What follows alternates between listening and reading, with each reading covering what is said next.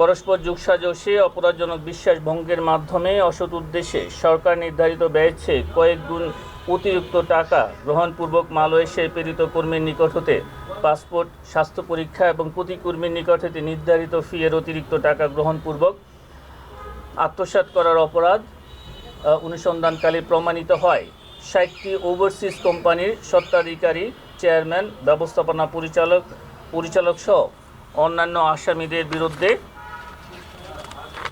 ৪,৫৪৫ কোটি টাকারও বেশি অর্থ আত্মসাতের অপরাধ অনুসন্ধানকালে প্রমাণিত হয়েছে।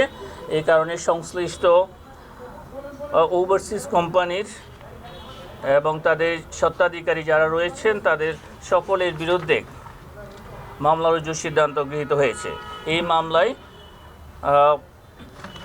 ওভারসিজ কোম্পানির সংখ্যা হচ্ছে ৬০টি,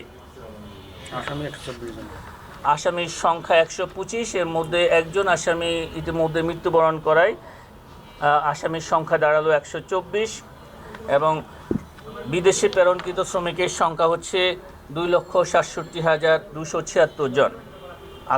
আত্মসাৎকৃত এবং উক্ত অর্থ বিদেশে বিভিন্ন প্রক্রিয়ায় স্থানান্তর রূপান্তরের মাধ্যমে ৪,৫৪৫ কোটি টাকারও বেশি অর্থ সংশ্লিষ্ট রয়েছে। এর আগে আমরা আপনাদেরকে